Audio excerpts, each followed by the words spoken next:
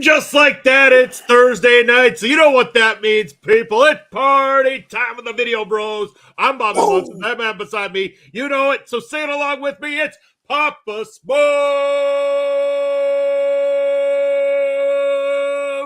Papa Smokes, happy Thursday, brother. Cheers. How the hell are you? Cheers to you too, Munson. I'm enjoying a beverage. I'm having a good night. I'm having a good week. I'm on Ring Respect Radio. What could be better, baby? Oh, it can only get better when we got good people up in the house. We're talking about Chris Best, CBRS Entertainment, and the now two-time Twitch Trivia Champion is up in the air. Chris, thanks for joining us. And just to let you in on a secret, we may be having that championship rematch coming up here very soon. I'm looking at the calendar here, Pop Smokes. But before I do bring up the calendar, konnichiwa, boys, says the third Video Bro, Basser. Yeah, man. How you doing, Bastard? Glad to see you here, brother.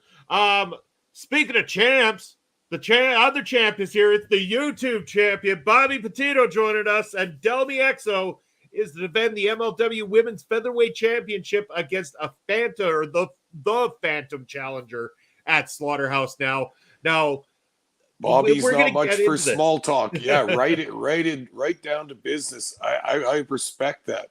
Yeah, before we even get to the main topic of the show tonight, I actually do want to talk a little bit about MLW off the hop here, Papa Spokes, and we will for sure. I'm going to come back to that here in a moment here, Bobby. But we're looking at the calendar for October, so we've got the watch along happening on the 14th, Papa Spokes. We've got Slaughterhouse happening on the 14th, which means next week on Ring Respect Radio, in great fashion, we got to do a little catch up. We got to do a little checking into MLW, what's happening at MLW. So I think we got to have our traditional go-home show before the tailgate party there on Thursday the 12th. Then, speaking of go-home shows, I'm looking at the 19th as our go-home to Prairie Pro Wrestling presents Ring of Horrors Part 2. Yeah. We got a couple of great themed shows coming up over the next 2 weeks. And then Thursday, October 26th, the last Thursday of the month, gearing up for Halloween. Spooky season's in the house, and those titles are up for grabs. So bring it, champions. On Thursday, October 26th, it's WTF Do We Know About Wrestling Pub Trivia Night Part 4. Oh, I'm excited for October, Papa Smokes. It's sounding great, man. The calendar is totally full. You know stuff's going on when you're busy all the time. You got a full calendar. This is great, Munson, and I've been thinking a whole bunch about PPW. We'll talk about that a little bit later, but trust me, I got it on my mind. I can't wait for the next show. It's going to be fantastic, but let's cut into MLW here for just a moment, Pop Smokes. We let Delmy Exo was slated to go up against Becca at Slaughterhouse for the MLW Featherweight Championship. So the story goes, Becca's happened? World-renowned record label did not want to put their star at risk this early into producing her big, soon-to-be smash hit record, going triple platinum, whatever other awards you could win along the way. I'm sure Grammys and People's Choices and everything coming Becca's way after the release of this album. So the label's playing it safe. She's going to eventually get her shot at the MLW Featherweight Champion. But in the meantime and in between time, Delmy Exo now facing an unknown opponent known as the Phantom Challenger at MLW Slaughterhouse. This one reeks of a Becca swerve to me, Papa Smokes. Okay, well, I'm not sure. I was going to say the wrestling pundit in me says, oh, yeah, what went wrong with this match? Something went wrong. Somebody's double booked. Something didn't go on. The wrestling fan in me says, well, yeah, Becca's label can't put her at risk. She can't be doing matches and taking bumps after a song like Wet Hot Summer, or is that what it was called? Hot Summer Fun was the Hot Summer the Fun. hit, yeah. Pardon me, I made it a little more hot than it even was. Followed up by the second smash single, You Ain't Cute. Yes, I also listened to that. I can understand, man. There could be billions on the line. We've been seeing Taylor Swift out in the spotlight going to NFL games the last couple of weeks. That could be Becca, man. That's Becca in the future, almost without question. So, I mean, I can't second guess the record company for saying, hey, man, you can't be doing this wrestling stuff, taking bumps, getting your neck put over the ropes. There's too much money at stake. Well, I mean, I might be walking a thin line here, Pop Smokes, but personally, being a Beckinator has a better ring to it than being a Swiftie anyway. So I could understand the label wanted to back Becca in this way. Well, yeah. As long as you say Beckinator, were you also chuckling about Astrid and Melball on their podcast? They were both reading her Twitter handle, and so I read it as Baconator. That was awesome. That's awesome. I had put that in the chat that day on Ladies Wrestling Showcase, and they both read it as Baconator. And then, of course, it just made everybody hungry for Baconators. So, you know, good on Wendy's for getting it in there.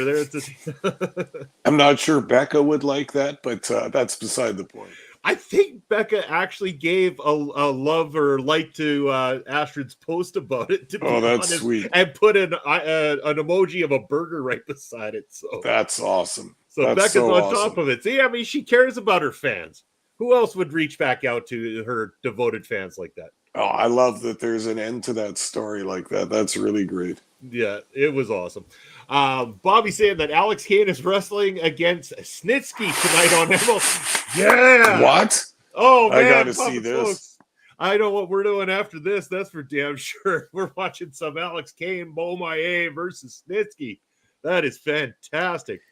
And do you know that, just for 1 second about Snitsky, you know why we're laughing about that, or maybe some of the listeners don't know, is that, Munson, do you remember in the old HIW days, they were going to have a special guest, Gene Snitsky, come to the show in Saskatoon. He did the Regina show, and he was supposed to come up here and do the Saskatoon show, and he got some kind of a bump that he didn't like the night before. From what I heard, he got kicked in the face and said, "Fuck it with this tour. I'm not performing with these guys. I'm out of here." And we didn't get our Gene Snitsky. Unfortunately not, but I have no problem watching Snitsky on my TV, or my TV of choice anyway, whether it be computers like or TV like, one or the other. I will be able to turn on Fight TV Plus and check that out after the show. But Bobby also saying in regards to the Becca and Delmy situation, my guess is Selena De La Renta brings in someone from CMLL like Stephanie Vacure.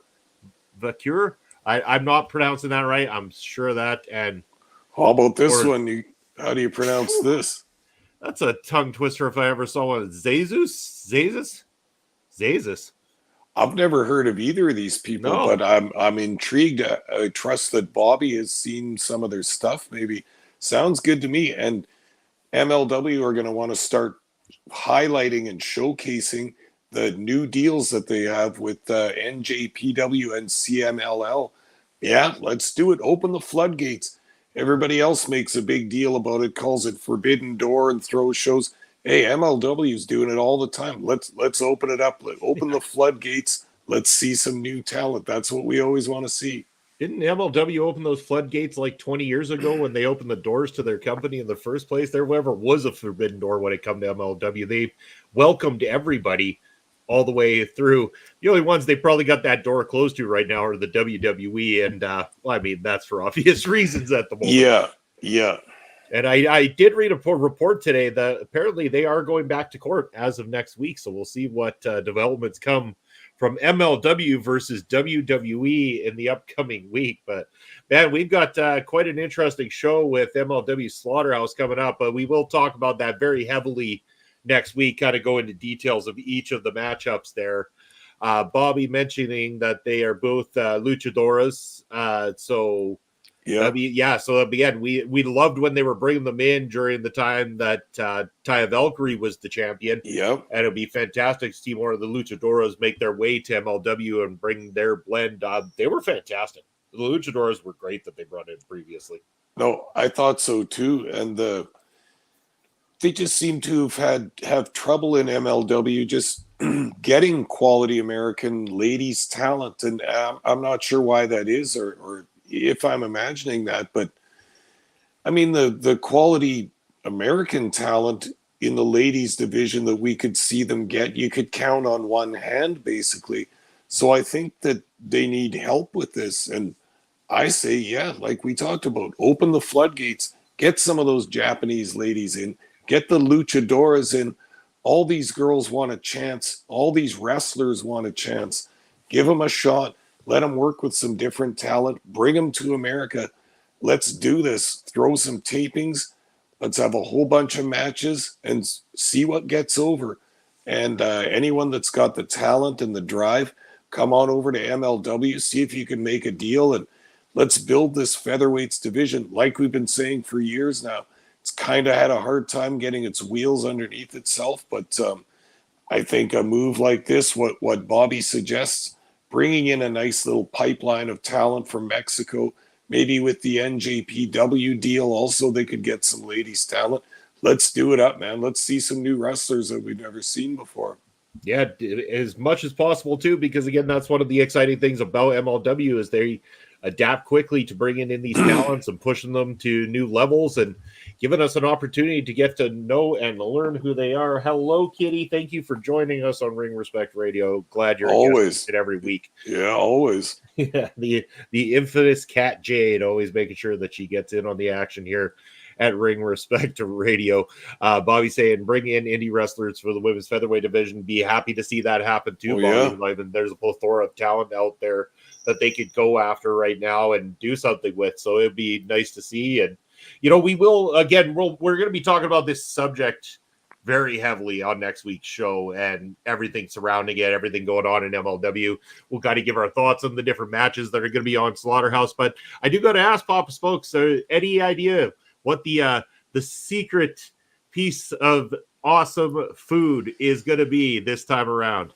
No, I don't. I'm kind of almost leaving it a surprise on purpose. I told you, I have a buddy that works at a posh restaurant up the street from where I work.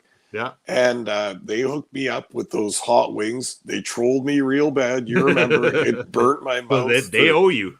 2 days afterwards. So this time I'm going to leave it open. They're into it. They think it's cool. They know I'm going to be eating it on a podcast and stuff. So I suspect they'll give me maybe something as to what one of their specials is or something like that, zinged up maybe a little bit for Papa Smokes. And I'm leaving it open, man. I'm not a picky eater, and I know that this place is a expensive restaurant and such. So I know what I'll be getting will be good. That's fantastic. And you know what, Papa Smokes, if they're okay with it, we'll give them a big shout out here on the program as well too, to give thanks for them providing that awesome food for you. We'll see. I'll taste it first. Yeah. Okay. Fair enough. Rocky Romero versus Akira to be title versus title match at Slaughterhouse. I kind of figured that was going to be the direction they were going. Curious to see the choice they make with this one too, because they are pushing the calling to the moon at the moment. And Akira, double champion. I could see that being the reason to take it off of Kira so that you can mix it up and have another champion in the midst. But I could also see Rocky Romero being cool with putting Akira over if the direction is to have the calling be those guys. They're taking all the gold, every piece of gold that gets put in front of them, with maybe one more eye on the prize when it comes to the MLW World Championship eventually and the Beaumaye Fight Club, which should easily write itself into a War Chamber matchup. Oh, yeah, that's thinking ahead, Munson. But, yeah, I think the booking in a case like this all depends on who's doing what shots here and where and when kind of thing. You could go either direction with this one, but Akira, I'm assuming, is signed to MLW. Yeah. So Romero, is he doing shots? Is he going to be in and out? Is he going to be in for a while? We don't really know. So, they could changing the belt could be a tricky thing. But again, they've swerved us a few times too with Delmi Exo and that German championship too. We all assumed she was going to drop it, and that never happened. So it's hard to say. We don't know the comings and goings of some of these wrestlers. They're not all signed to MLW. Lots of them drop in for shots or sets of tapings, a couple weekends or whatever. And yeah, it's difficult to pick. Yeah, it really is. So we got Bobby also mentioning Love Doug is wrestling on the MLW Fusion tapings on October the 5th, 14th against Ichiban. Oh, Love Doug's in some serious trouble because they are pushing Ichiban right to the moon as well too. They really have high hopes for Ichiban, which I can see it. I can see there's a lot of potential in that young man. Yep. Love Doug is a very lovely individual, a very interesting character to say the least. I don't know how I feel about Love Doug other than finding it very amusing when he gets cake thrown in his face by Becca. That's been the best part of Love Doug so far for me. And that's about as close to Becca as that guy's getting. Yeah, it sure seems that way. He has eyes for her, but she is too big of a pop star for the likes of Love Doug. Yeah. Maybe when he writes his first big hit single, maybe then Becca would be more interested in knowing who he is. But until then, he's just living in her world anyway. But Moving on from MLW, we're going to switch gears here for you guys now and start talking about our main topic tonight. And Pump Smokes, I wanted to talk about this because it's, it might be Ring Respect Radio, but every once in a while, wrestling needs a little bit of a roasting. And it's time to roast them up, baby, because dancing idiots of professional wrestling is starting to get under my damn skin. Because again, I know that this is an era where everyone's like, well, we know what happens. We know it's set up. We know it's choreographed. We know this. We know that. Okay, you know it all. It doesn't mean we need to continue to wink at the goddamn cameras all the time. We can at least make this somewhat believable, like a sports-like atmosphere when they get down there. Have some seriousness and some oomph. And in particular, what I'm referring to more recently, not so much the Jeff Hardy dance heard around the world when his brother Matt's getting the absolute shit kicked out of him by several guys in the ring.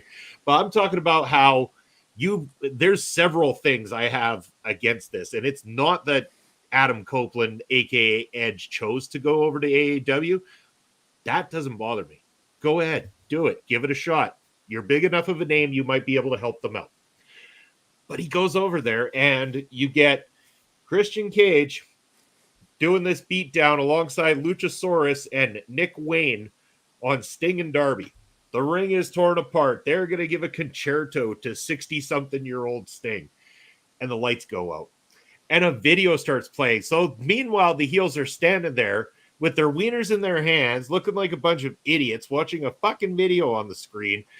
And 20 seconds into the video, a car drives across the street that says rated R. So, oh, surprise, I wonder who's coming out after this 2-minute long video entrance package before all of a sudden you get the same entrance as always. But no, we can't call him Edge anymore. It's Adam Copeland. And he goes and does the cheers and the pyro at the top of the ramp. And he's celebrating with the fans on his way down to save fucking Sting. I don't understand. You're talking about a guy who's about to have his goddamn head smashed in by a double concerto from Christian Cage. And the heels are just standing there like, oh, it's Edge. Cool. And then Edge gets in the ring and he looks at Christian and, oh, let's just hand Edge the chair. So presumably they're friends. They must have talked earlier in the night. He knew he was coming anyway. Edge is going to go ahead and finish this off and kill Sting once and for all. No, Edge saves the day and he takes all the heels out and they run for cover and everyone looks like a bunch of fools. And now Adam Copeland, who is a massive signing for AEW and someone who could maybe potentially fill that CM Punk spot in terms of eyes on the prize, is now mixed up with the TNT Championship title and a bunch of mid-card talents. I don't get it. I really don't. Ruthless, Munson. That was a ruthless synopsis there, but I like it a lot. I didn't actually see this. I saw a clip of Edge's entrance where he runs to each side to pump up the fans, except he can't run to that other side because there's no one sitting there. Yeah, there's that one too. Yeah. But all fun aside, yeah, I mean, you've hit the nail on the head there with some of the problems. It's become that the theatrics are more important than keeping a realistic vision of what's going on in this story and in this match and in the action that's going on in the ring. Same thing, playing someone's music when they're running in to save their buddy. It's preposterous. Yeah. And, okay, we're going to talk about this topic. You want to talk about silly comedy spots and dance spots in matches in the middle of cards. This is the thing. I'm not as harsh on some of this stuff as some people might think I am. I'm not as harsh as Jim Cornette. I'm not as harsh as Dirty Dutch Mantel. I'm not as old school as those guys. I see a little sliver of the pie for comedy in wrestling. There's can be comedy in anything, right? Like people want to laugh all the time. Yeah. And funny things happen, whether they're planned or not. And if you can plan them to be funny, they can be even funnier. I get that. But when you do blatant, ridiculous comedy spots in the middle of a wrestling show, let's say it's your second match, your third match, your fourth match. Then you try and put on a main event match that's serious between two guys who don't like each other, or two ladies, or whatever, two wrestlers that don't like each other. And that's supposed to be an intense match that looks real. You've already shot yourself in the foot, because you've made your whole show, your whole presentation, and by extension, the wrestling business, look ridiculous with your comedy spot, depending on how skillfully you've done it. Sometimes it can be done skillfully, rather rarely, as I see these days, but you sell the rest of your card short by doing these dumb spots. And is it worth the sacrifice? Did your funny guys in match number 3 draw any of the money of your house compared to the main event that you just wiped your feet all over and made look like a joke? You better watch it, because that doesn't tend to carry on your company very well and look good for the future. Now, I will go ahead and say, now that I've gone and shredded this debut moment, I will talk more positively about what happened on Dynamite last night when Adam Copeland comes out and he's given his heroic "Here I Am" speech, and how, you know, he gives the same line that he gave during the media scrum after the pay-per-view, saying that he looked at his oldest daughter and said, what should dad do? Should I retire? What should I do? And she said, go have fun with Uncle Jay. And he goes, and that you guys all know him as Christian Cage. And he calls him out to the ring. And again, I've said this before, Christian Cage, I think, is far better than Adam Copeland. In my personal opinion, both in ring and on a microphone, and the way he conducts himself, I think he is extremely underrated. He's been nothing short of one of the best parts of AEW's programming over the last little while. Like the whole shtick with going after like the kids of famous wrestlers, or ones that maybe weren't so known. Like he had a thing going against Nick Wayne, against Jungle Boy, with, you know, talking about how his dad's no longer with us. Like he has been ruthless, dude. And then he came face to face when they were in Calgary with Benoit's kid. Yeah. He was sitting front row. Do you remember? They didn't mention it on the broadcast, but there he was. He looks just like Chris. Oh, man, don't let him start talking about that. Yeah, exactly. Yeah. That's some dark humor. I'm sorry, everybody. It really is, and we apologize for that. But I mean, it's what they're rolling with, and it's what is getting Christian over. Is this just? Yeah, I mean, he's drawing actual heat. Like people are not loving Christian Cage in terms of his heat. It's fantastic to see. BDJ 306 in the house. Basser going hard. Yeah, the BDJ, sweet. Yeah. We got an interesting wrestling mind in the house tonight. We'll have to probe him with some questions at some point.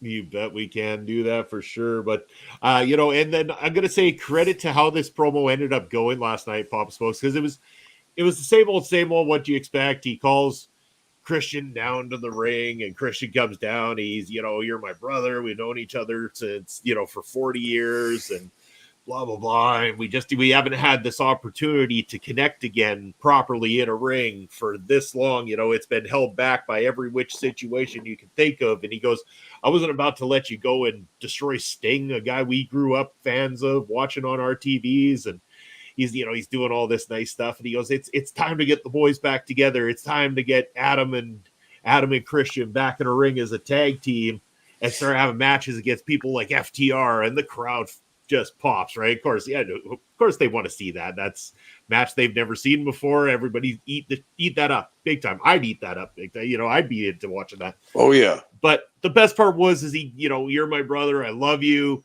Let's do it. And he puts his arms out for Christian to hug him. And I'm sitting in the back of my mind, is Christian going to nutsack him? Is he, you know, is this going to be one of those moments?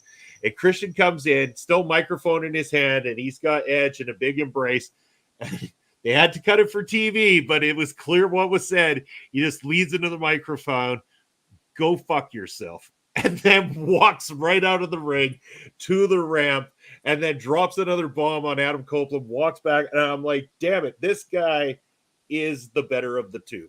And, people are going to think differently. They're going to feel differently because of the accomplishments that Edge had in the WWE.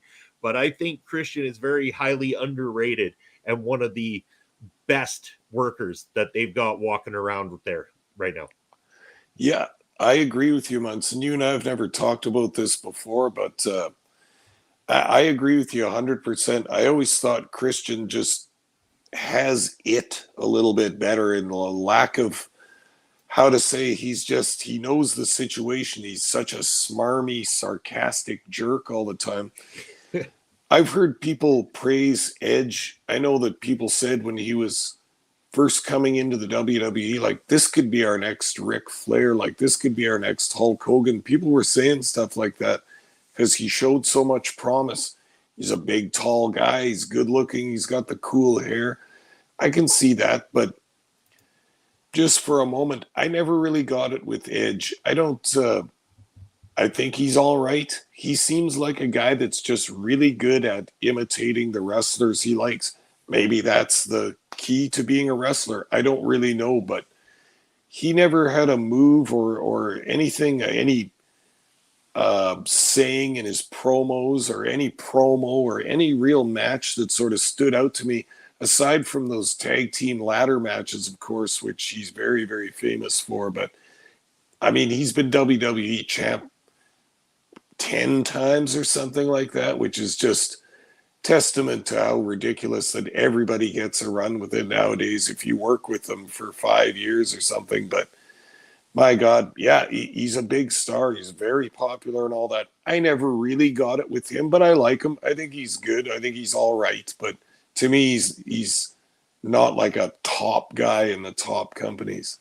Yeah. But I mean, again, currently in AEW, they need a star, and you can't deny the star power of Adam Copeland. So Bobby saying he'd hope they reunited one day and wrestle against FTR and Aussie Open and other tag teams. I don't think that's off the table at all. I think that this is a startup to it. They can't have Christian just suddenly be like, oh, hey, buddy, how's it going?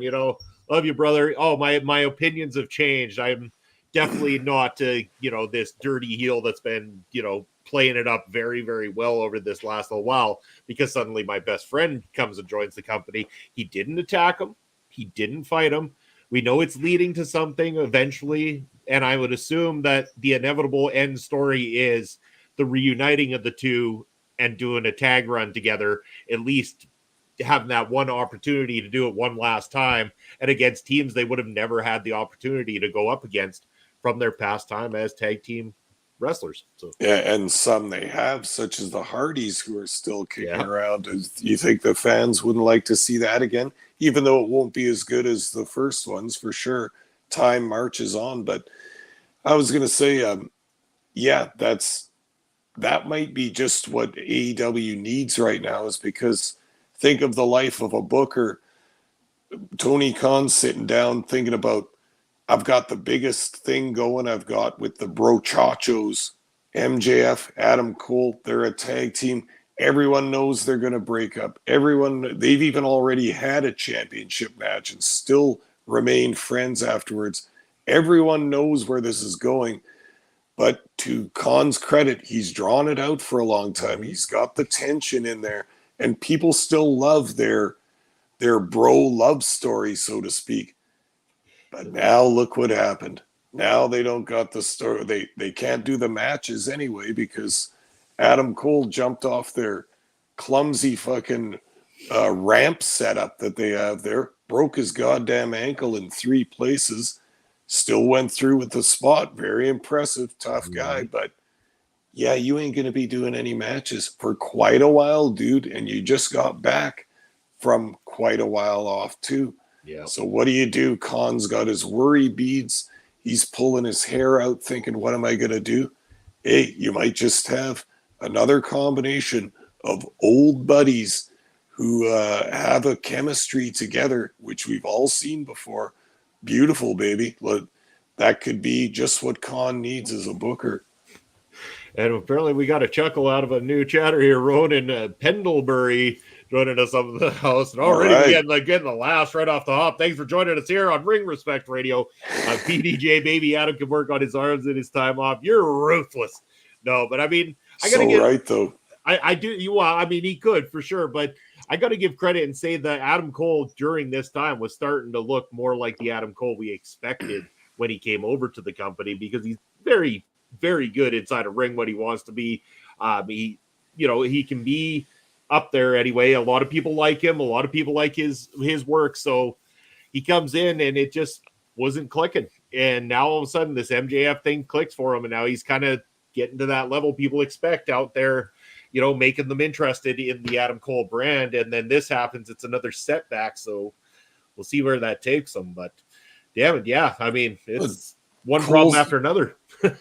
For sure.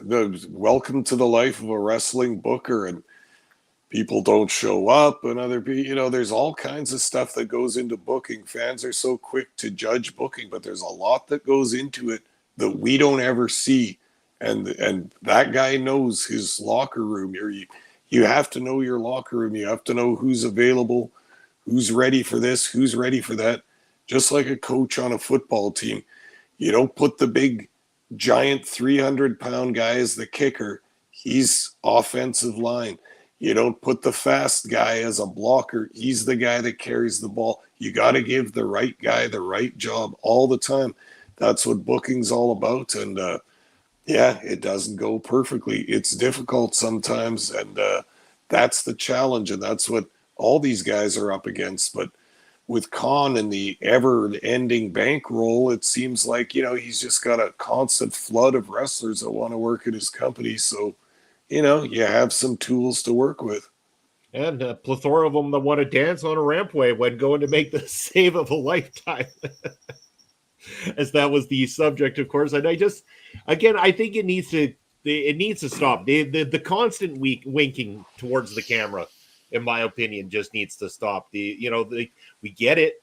People understand it and stuff, but maybe bring it back to a slight bit of reality. We know there's going to be a little bit of joking. There's going to be, that bit of comedy that you talked about that can be mixed in when done right. And sometimes you got to be able to do some things that maybe, say, you and I don't prefer in our professional wrestling, Papa Smokes, but you got to understand your audience and sometimes give them some of that extra kind of stuff. But the theatrics is a bit much, because you can at least give me a little believability that if some guy was watching a good friend of his or a brother or anybody else getting the living shit kicked out of them, but possibly meeting their death in a professional wrestling ring, that they wouldn't just run their ass down to the ring and start beating some asses.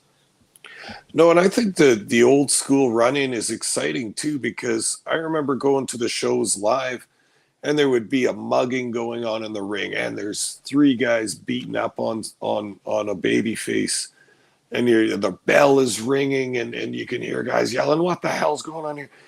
Then you hear a little bit of a cheer, and now you just see a blur of a guy running to the ring, and you're thinking, thank God somebody's out there to help the baby face. It's another baby, but who is it? Because he's just got his jeans on and no shirt, because he was just a dude hanging out in the locker room after the match. He didn't realize he'd be coming out again. Then you realize, oh my God, it's so-and-so, the other baby face that came out to help him. Maybe he gets knocked over. Maybe he gets knocked. Now there's another guy. Who's that? It's like the Royal Rumble kind of. You don't know who's coming out next, because there's no music or anything like that. There's just dudes running out.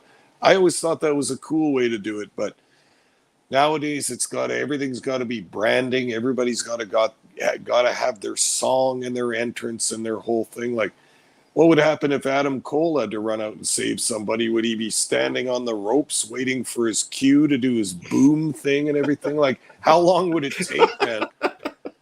I don't know.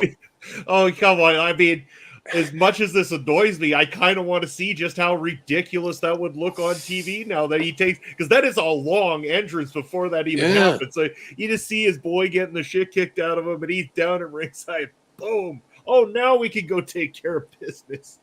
I could totally see that happening. Oh, fuck. I mean, it probably will happen now that we say it. It's good. MJF's going to be getting a beat down from somebody. They're going to bring in someone like EJ and Duca, and he's going to be shit kicking MJF or something. And here come Adam Cole. They're coming down to the ring and wait all that time, and boom. And then he's going to get in there only to take a shit kicking from Nduka while he's at it, too.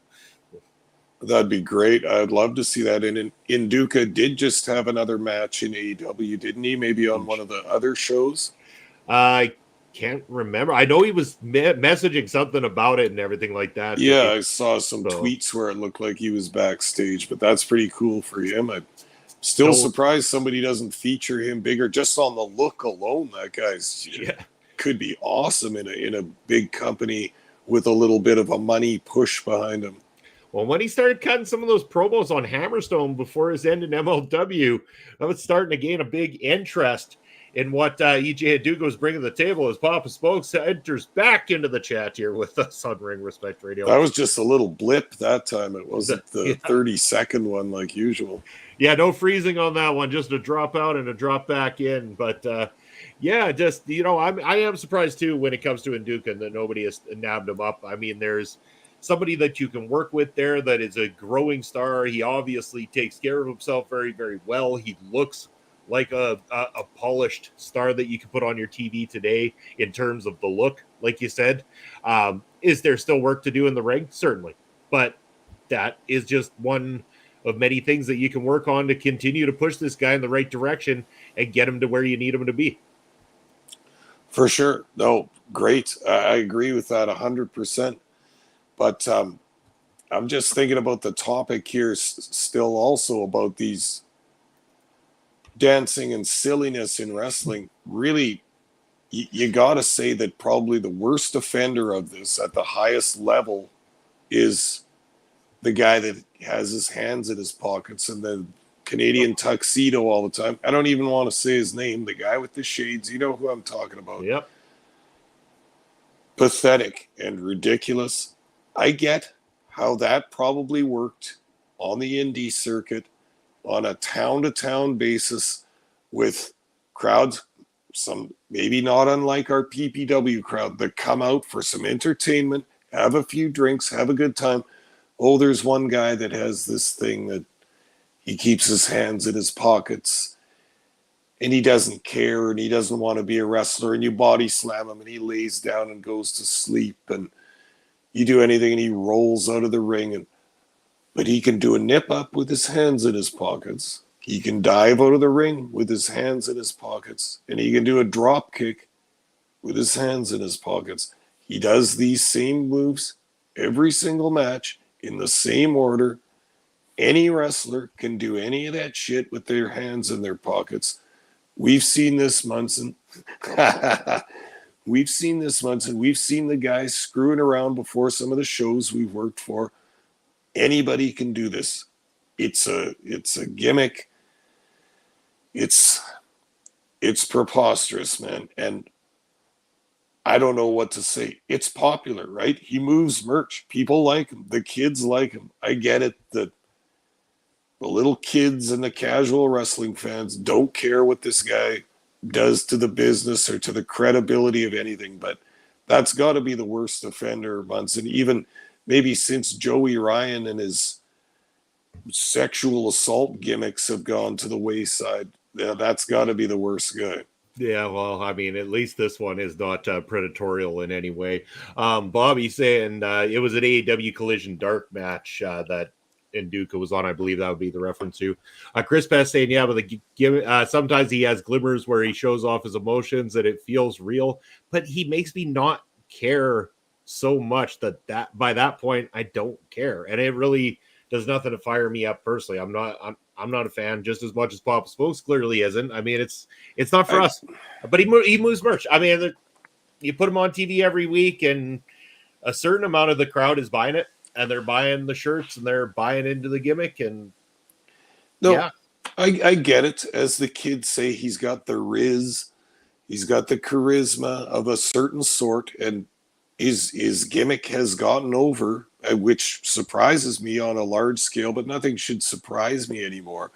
But the thing is, I just can't believe it's lasted this long, especially when he does the same match every time with the same gimmick. I mean, how many times do you laugh at the same knock jokes?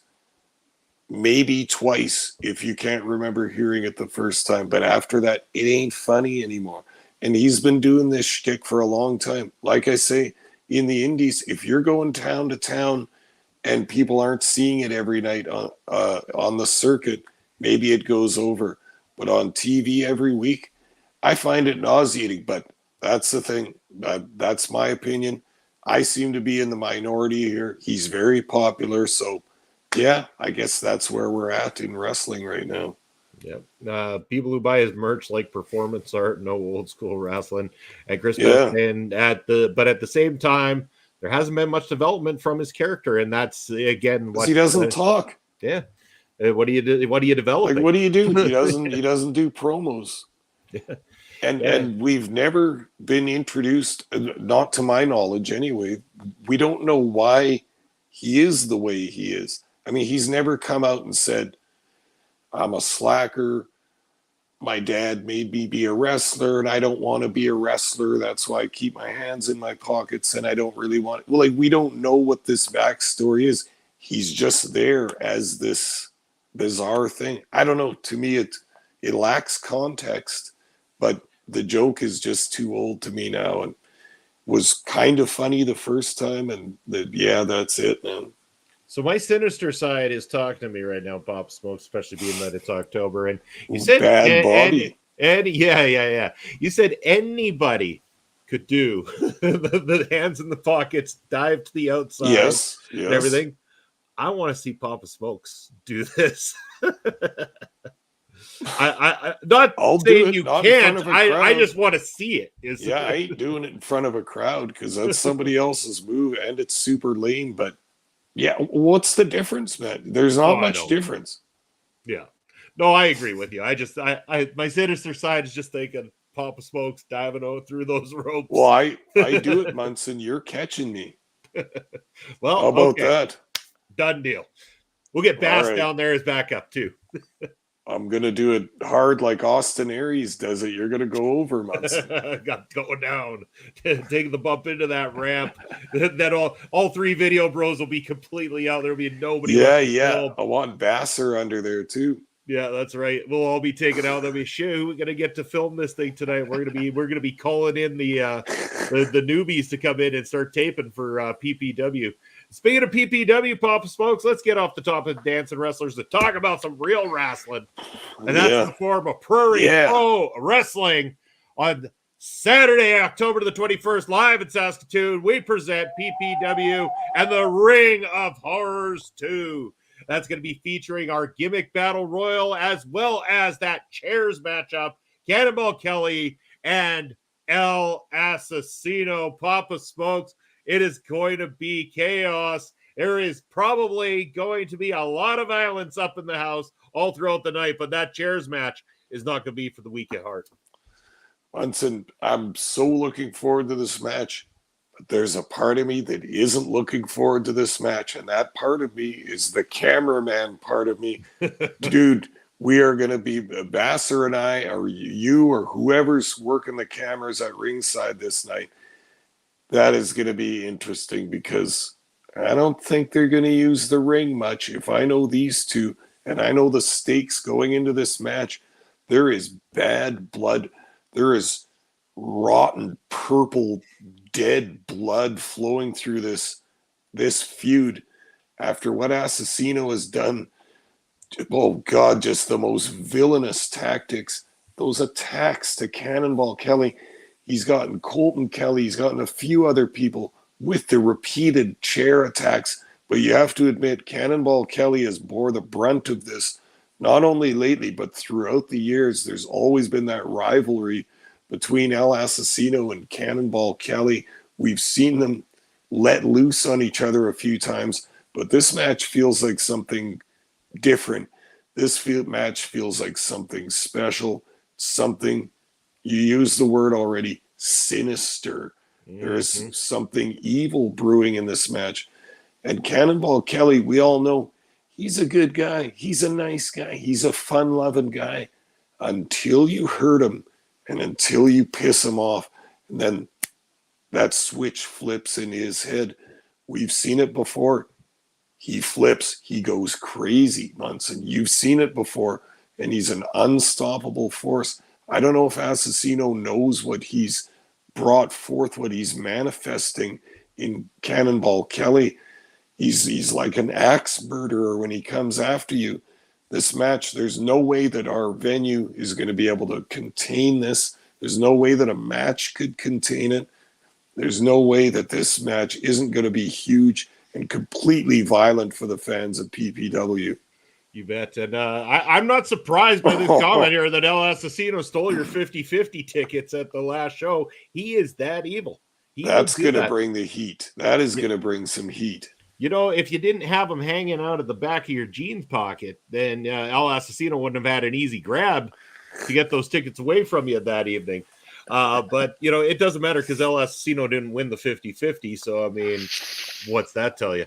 But, yeah, it's going to be ugly. And I worry about our good friend Johnny Two Fingers down at ringside because, you know, Johnny, he's one of the bravest son of a bitches I've ever met in my life, Papa Smokes. And he will stand there and take a bullet for Cannonball Kelly. And he will not be afraid to stand in the way of El Asesino and try to get himself involved if he feels that he needs to step in.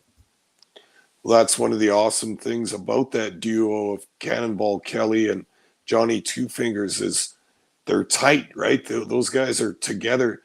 They play music together. They live together. They're the buddies, inseparable for years and years now. And they will stand up for each other under any circumstances. And we've seen a number of incidences where Cannonball Kelly was at the mercy of one of these wrestlers in PPW through some underhanded tactics, and Johnny Two Fingers won't stand for it. Boy, he gets right up there on the ring apron. He's got his walking cane or his little staff there, and he'll get right in the referee's face. More than that, he will get through the ropes and get in there. I don't think that he means to try and influence the match in Cannonball Kelly's favor. I think he's just defending his friend, and he gets a little excited, maybe a little carried away with that. We've also seen that backfire on him.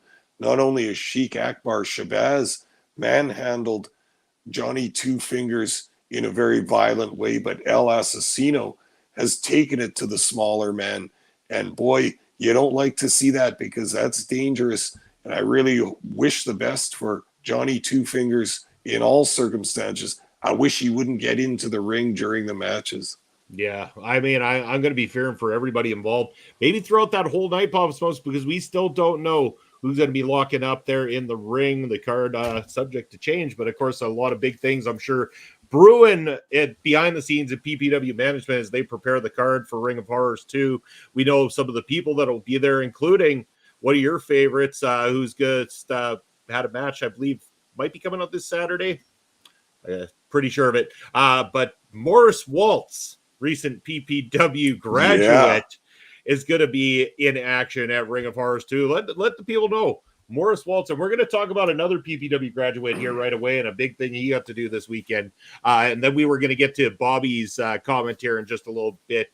But let us know a little bit more about Morris Waltz, Papa Smokes, and what's so interesting about this young man. Well, Morris Waltz was one of the recent graduates and among the first class of graduates from the Prairie Pro Wrestling Academy here in Saskatoon. Trained and a hometown bred in Saskatoon. And this guy just has caught my attention. He looks good. He's a cool looking guy. He's got the nice haircut and everything. He's got a charisma and a confidence when he comes out to the ring. And I like this guy a whole bunch. You know that he caught my attention off of that very first match, slapping his opponent's face. A slap heard all around Broadway. Boy, the music in the bar next door just came to a stop right with the record scratch. Everybody thought, what in the hell was that? Sounded like a bomb going off. Man, that's a first impression. First impressions count. And I've had my eye on this guy ever since. It wasn't just the slap, but he comes out. He doesn't look like a wrestler that's just starting his career. He's got a confidence that extends beyond that.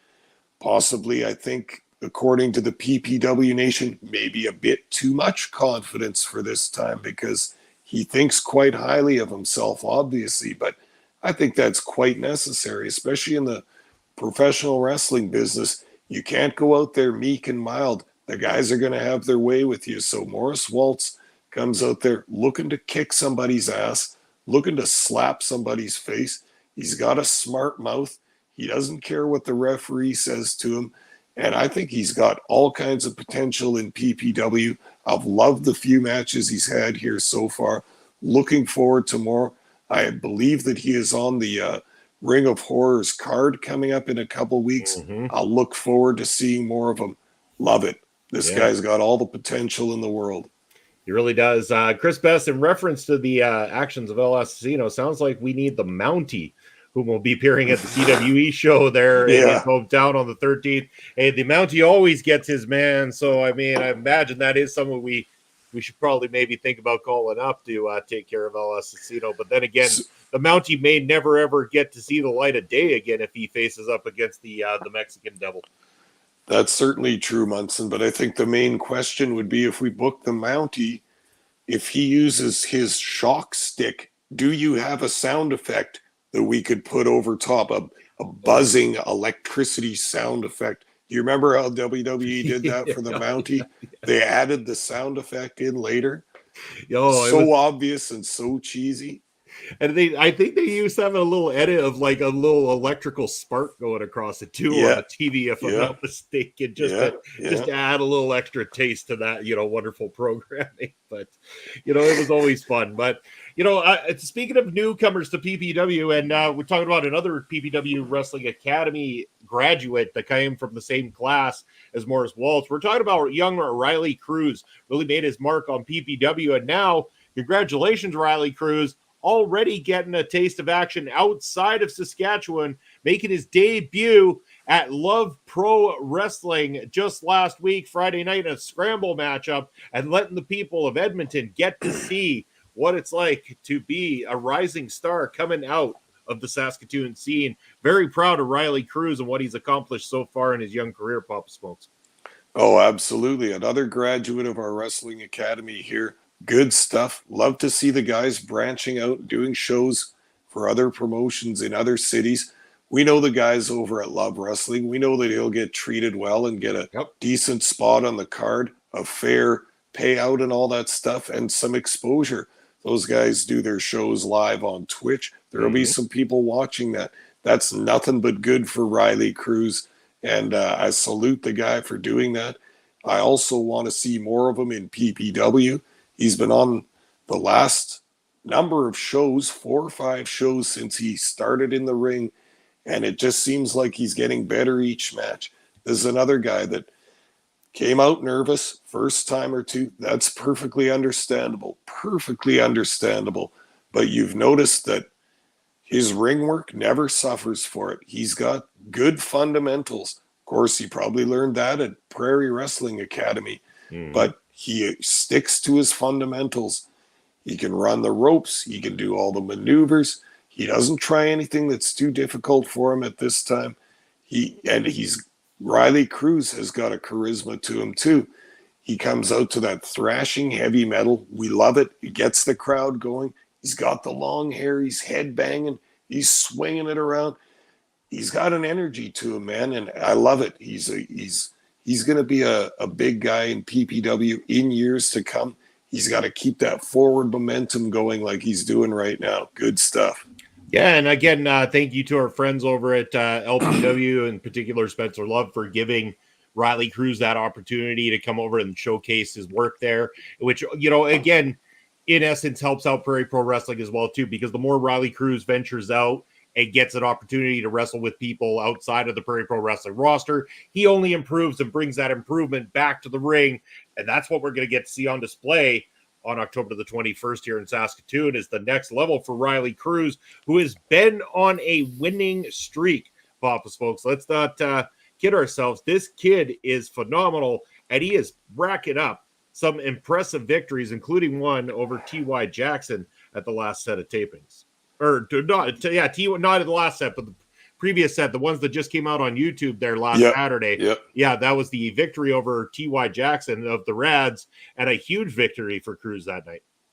No, absolutely. T.Y. Jackson is no newcomer to the scene. This guy's been having lots of matches all through Alberta, We've hosted him at PPW in the past before.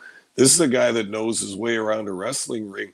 For Cruz to have just taken that momentum of the fans behind him and the momentum of the heavy metal that just pushes him all the time in his training and in his wrestling style to push through and get a 1-2-3 count on a experienced, good, solid wrestler like T.Y. Jackson, that means everything to Riley Cruz. And that means that he's getting his wheels under him, that, wow, some wrestlers don't get a victory for months and months, a year, maybe 2 years. Who knows what's going on in your company? But for Riley Cruz to have gotten a win over a quality opponent this early, man, that shows all kinds of potential. That's right. He keeps racking them up. He keeps doing well. I could see big things for him, and I'm very proud to see the Prairie Pro Wrestling roster growing in the way it has. Most of all, I'm so happy about the PPW Nation, Papa Smokes. These crazy SOBs every single time coming out, the numbers they do. And again, like we talk about the numbers, like we're not talking like big city numbers. Like, we're not a big city. Let's not kid ourselves, but we pack as many people as possible into the arena that we book, and not one of them is quiet. It doesn't matter if it's little 5-year-old or some 75-year-old coming to this show. It doesn't matter. They are all equally as rowdy, rude, obnoxious, and fun to be around as anybody on this planet. I love the PPW Nation, and I'm looking forward to all the kick-ass costumes and shenanigans that these crazy bastards get up to on the 21st. I know that the tickets are like pretty much all the pre-sale, I think, are now sold out. I could be wrong, but it definitely, people still reaching out, wanting them. People are asking about getting everything set up, wanting to buy tickets ahead of time so they don't get scooped on this show. I think people are fearing this might be our first ever time that we have to turn people away. This is such a hot commodity, this show. Yeah, like we've discussed, this is just pipe dreams at this point, but we need to have a big show in a bigger venue. I think we should have our Saskatoon's WrestleMania, so to speak, and we'll do it up big at the curling center or something like that. I would love to do it, but that's a decision for PPW management. We'll talk about that in the future. Yeah, we will. BDJ saying to ask Papa about the little girl who told him off. Yeah. He was there for that. That was in the days of High Impact Wrestling. And hi, Astrid. Oh. Okay, yeah, I'll tell this story. This was funny. I got good this night. We were having a good time. We were. This was at a time where HIW's crowds weren't so good. This is a time where there's not much noise going on in the crowd, not many people there. We were trying to get some stuff. Yeah, we wish, right? We were trying to get something going in the crowd, and you remember Brett Morgan? Yeah, I can't remember what his nickname was. He was kind of a body guy and kind of a pretty boy type character, and at any rate, he was in the ring, and I didn't realize that this little girl a couple rows ahead of us was a big fan of his. Not that it really mattered, but I yelled, "Morgan, you're a pussy." The little girl turned around to me and said, "You're a pussy." And everybody laughed at that response. And yeah, she got me good that night. I got by that little girl. She finished me off. It was funny, though. Well, we definitely like it when Papa Smoke gets his comeuppance from the younger crowd. It's rare, but yeah, she got me that time. And we got an appearance right here from Barry Monkey up in the house. Barry, how's it going? And it just again, we said hey to Astrid, but again, everybody, Astrid's got the after show for was it Fastlane this week? Yes, Fastlane, WWE's Fastlane on Saturday. Astrid, let people know in the chat there so I can post it up. We've got joining you this Saturday night for the post show for Fastlane. Also, you can check out Astrid. It was just announced today over on Fightful doing the Fastlane predictions show. And I believe that is tomorrow, if I'm not mistaken, Astrid. Put those details up in the chat if you can, so I can let everybody know. further details about where they can find that with you this weekend. But make sure to go subscribe to Astrid over on YouTube and to follow her over on Twitch and show her love and support as well as everybody else here at our local establishment, all our good friends around the globe. Happy to help you guys out. And yeah. Hey, and what were Astrid and on one of her shows going to interview Vinny Pacifico? I don't think it went through, but that's one of our guys that we liked on MLW. He was doing jobs on there, but that guy looks good, man. I like following him on Twitter too. You got to say hi to him from Papa Smokes. He doesn't know me, but I like him. Yeah. No, it's a funny story, and I hope Ashley, you don't mind that I tell this, but I was talking to Ed the one evening, and he said, do you know who Vinny Pacifico is? And I'm like, do I? I'm like, Papa Smokes and I really enjoy Vinny Pacifico. We think this guy's quite serious about his work and very interested. And lo and behold, what Ed said was that Vinny Pacifico had heard about Ed and Astrid and taking over through another podcast shout out. So then Vinny Pacifico reached out to Astrid asking for an opportunity to be on Taking Over. So while it didn't happen this last Tuesday, I believe, if I'm not mistaken, Astrid, plans still are to inevitably have Vinny Pacifico joining the crew on Taking Over one of these evenings. Awesome. And I mean, let us know, because I'm geared up, we're excited to watch that show. Really pumped about that. Me too, because he's a cool guy. So it seems from the work I saw of his and then following him on Twitter, this guy's a wrestler, man. He's right into it. He seems like a real nice guy too. I bet you that'll be a fun interview to do. Yeah, Barry Monkey saying, I've just been watching Impact. It wasn't great. Almost as bad as last night's Dynamite. Ouch. And look at this. It's my Brunch Buster brother, our pal, Chris Parrish, joined us on the house. Parrish, I haven't said anything because I didn't know if anything was official, but you let me know if we're allowed to say anything here on stream. I just wasn't sure what people knew so far, but I'll be keeping hush hush. But I hope you're doing well, my brother. Take care and love you. But yeah, Vinny Pacifico is great. Looking forward to that and many other great things coming up here very, very soon on the channel here, Papa Smokes. Of course, I am not around this Sunday for Busting Out. I'm actually going to be out of town this weekend. So Chris Parrish is going to be stepping back into things, and he's going to be joined by Tom Collahue of Spoiler Warning, one of the many great guests that we've had over the times on here. In fact, one of the best guests we've had. Tom is a fantastic individual. He is a bundle of laughs and full of knowledge, and he's going to be joining Chris Parrish for Busting Out this coming Sunday. That is definitely worth checking out. And clearly the world gets to know. So congratulations, Papa Parrish, on the birth of your young baby boy. Baby looks like me, so the wife is off the hooks. That's such a Parrish joke to make at such a moment. I love it. It really is. But everybody, let's just give a big congratulations. Congrats, man. Congratulations, Parrish, and on baby Parrish joining the world. And everybody, I want a cigar, buddy. There we go. That's the Papa cigar there for you. And congratulations to Parrish coming from Chris Best. I'd like to see him wrestle at MLW again. I don't know if we're talking about Chris Parrish or Baby Parrish on this one. Baby Parrish, yeah. Baby Parrish for MLW. We're rooting for it now. Get it all signed up. Parrish, we got to get training right away. Might as well start early. Yeah, that's right. We're going to have a star in the making already. But no, congratulations, Parrish, to you, your wife. All the best. Stay healthy. Awesome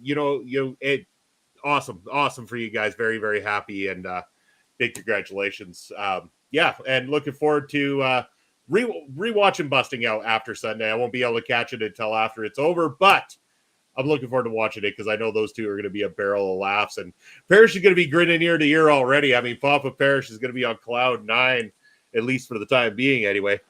Well, let's see if he has to do a diaper change in the middle of the podcast. This is real life coming in here now. There we go. Baby Parrish. That's right. Yeah. Baby Parrish. Yeah. We got Barry saying, the Chris Parrish, congratulations. I expect the baby already looks older than Love it, Barry. That one was good. Came out more mature than Bobby already, too. What kind of smoke should be the kids? Come on, dude. Seriously. Just because export green for sure. Just because you had a bad dad doesn't mean everybody does. Chris Parrish is going to be a fantastic father, and none of that's ever going to happen. Hey, we said it's good to start early. Well, except for, come on, we don't need to go down that path. I mean, maybe on the beer drinking. I mean, we could, I'm pretty sure there's got to be some sort of rule where, like, inevitably the kid's got to try his first beer. And Bob Parrish, I mean, well, genetically, he knows the best beers, right? Yeah, he's gonna like beer genetically. We know that. Well, to get back on track with wrestling stuff, though, Bobby saying MK Ultra, Masa Slamovich, and Killer Kelly versus Deonna Purrazzo and Tasha Steelz at Impact Wrestling's Bound for Glory on October 21st. Oh, they're booking up against us on October 21st. What are they thinking? How could they do this? Oh, Papa Smokes. I guess we're just going to have to watch Bound for Glory later. Well, yeah, we could. I'm not sure if I will do that. We got to put our concentration into PPW.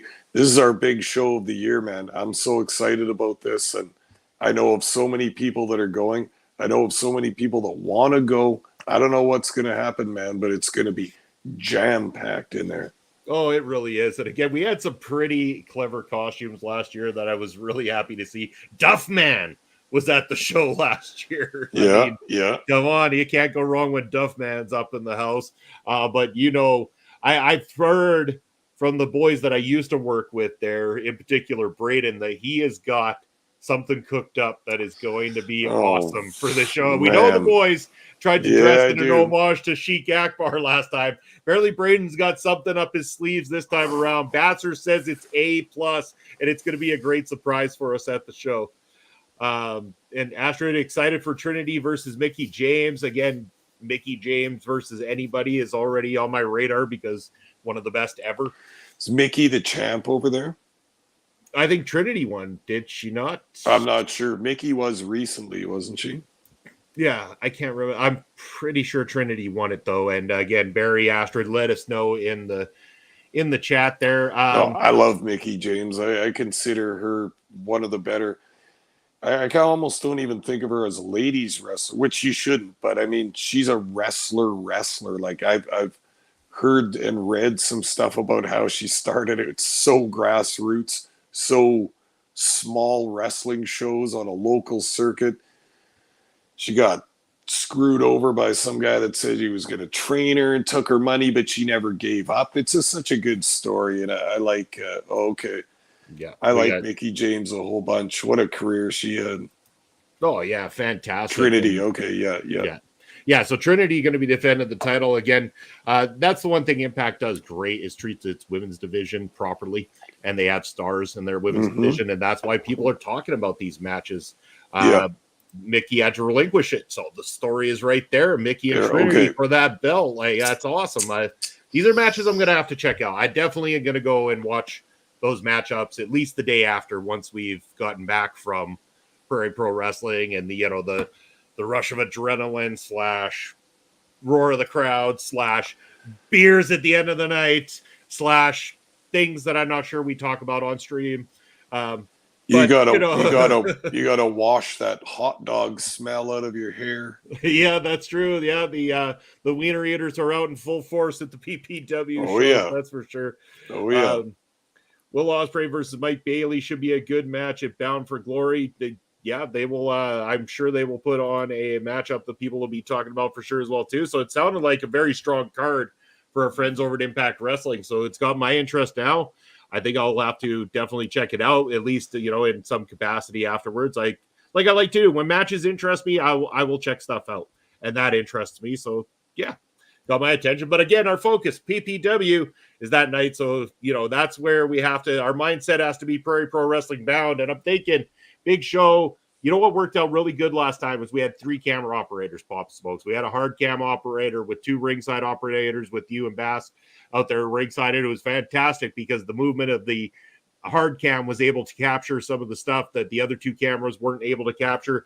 A lot more of those edits that you'll see coming up when we call some of those matches. You're going to see a lot cleaner in the transitions and stuff like that. Looked really good with the 3-person operation happening there. So I'm almost thinking that in some way, shape, or form, we're going to go with a 3-man crew on the cameras for Ring of Horrors too, because I want to make sure we don't miss anything. And we know shit's going to spill into that crowd. We know that there's going to be violence and mayhem and all sorts of things. It is going to be glorious. Impact Wrestling is touring in England this month, and next month they're going to Mexico, stamping across the world. Good for them. All right. I might miss being a hard cam operator. Well, Chris, if you ever want to make your way out to Saskatoon about every 6 weeks, Prairie Pro Wrestling would love to have a full-time operator that also gets paid $0 because that's what we pay our wonderful talent. Because we actually pay the real talent, the ring talent. No, we do it it's a labor of love, and we know that. Well, Munson, I've always said that the hierarchy of camera operators in PPW is obviously number 1, Papa Smokes, number 2, the hard cam, number 3, Basser, and number 4, Munson. So you could observe the hard cam. Like, I think you should sit there and watch it and see what it does. You have to get as skilled as the hard cam, Munson. Just take baby steps, man. You'll get there eventually, but for this show, you watch the hard cam and you watch what it does. I'll pay attention. I got some real learning to do when it comes to that video work. I'll learn from the best. And Papa Smokes, I'm just bugging you. Teach me, brother. Teach me. Yeah, I saw the opportunity. I had to take it, Munson. Just a little good-natured joshing going on here. That's right. It wouldn't quite be this thing we've created over these years without that Josh and back and forth that we've done so well against each other, and people have grown to love, or at least I think anyway, because they listen to us. They're tuning into us, Papa Smokes. PPW is hot commodity on YouTube. Now with well over 600 subscribers, continuously growing week after week. The views are up. The watch hours are up. The subscribers are up. The world is talking about it. We got fans right across the globe. PPW is being talked about, and we are going to reach that 1,000 subscribers in 2024. And I'm telling you, PPW is going to continue to rise from there. It's only going to continue growing, and you don't want to miss out on the action. So head on over to Prairie Pro Wrestling on YouTube and check us out over there today, where you can join Papa Smokes and I every single Saturday for a new match release.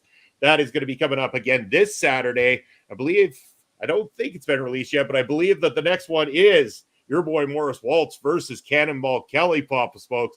That was a hell of a matchup too. For a young guy in Waltz going up against a legend, a walking legend in Cannonball Kelly. Damn, that was a fight that we got in that one. Oh, it looked like a lopsided match. It looked like a mismatch. I thought, oh, geez, this is going to be a tough one for Morris this early in his career.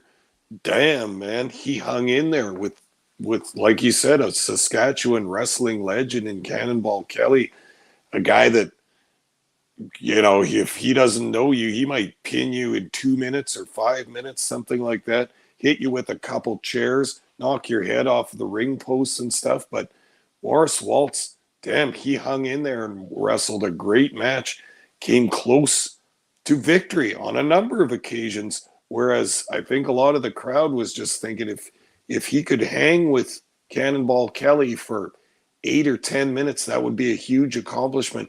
Oh, no, he went far above that. We got an awesome match out of that. Can't wait till all you guys watch that. Yeah, and that's going to be coming out for you guys this Saturday on the Prairie Pro Wrestling YouTube channel, so go and check it out over there. And while we're here, let's get some of the house cleaning taken care of. We're broadcasting over at the Video Bros Network, but we're also here at our local establishment, OLE Podcast. You can check us out here on YouTube, over on Twitch. You can check us out on all the socials. That includes things such as TikTok, the X. I guess it's the X nowadays. I can't call it Twitter anymore. We're not tweeting. Yeah. We're Xing. We're on the Threads. We're on the Instagram. We're on the Facebook, and maybe other things I haven't even heard of yet because I'm so damn old I can't keep up with all the kids, Papa Smokes. But that's just the way the cookie crumbles. And hey, if you're not interested in cookies, but you're interested in energy-like drinks, or at least energy drink powders that you can get from our good friends over at Rogue Energy, where you got zero sugar, vegan friendly, and all the flavors under the rainbow, where you can use that promo code OLEPODS for 10% off of your order from our friends over at Rogue Energy. Well, Papa Smokes, it's kind of getting a little bit late. I know people are wanting to maybe go to sleep or maybe keep the party going and drink some beers and all that kind of thing. Best wrestling pod on the prairies. Yeah. I like the sounds of that. Thank you very much, BDJ 306. Appreciate it. I'm on Blue Sky now with all the cool kids. Damn, Barry. What's I've heard of this Blue Sky. I thought this was What the hell is that? I thought it was only something that Astrid was invited to because of her mass popularity, because I know that Astrid's on Blue Sky, but I know it'll probably be a long time before the cool kids ever invite Pop Smokes and I over to the cool kid party on Blue Sky. So I haven't heard about it either, Pop Smokes, other than knowing that Astrid's there. But Barry Monkey's there now too, so that's good for you, Barry. I think that's good. Is it? Who knows? But yeah, Bobby, you mentioned it. I'm looking forward to seeing more matches get announced for Slaughterhouse and the MLW Fusion tapes. We are too, Bobby, and we hope that you're going to join us next Thursday night as we're doing our go-home show to the Slaughterhouse. It's going to be a great one there, so look forward to that. All right, I'll have to follow Astrid on there. And Bear saying thank you to Barry Monkey and to Chris Best, and I'm sure everybody else as well, too, getting those thank yous in. And Parrish, all the best to you, my brother. Feel the love. That's right. The love is all around. And in the meantime and in between time, as a famous man once said, Papa Smokes, where can the wonderful people watching this show find good old Papa Smokes out and about? Once it hit my ticker. It's there for you.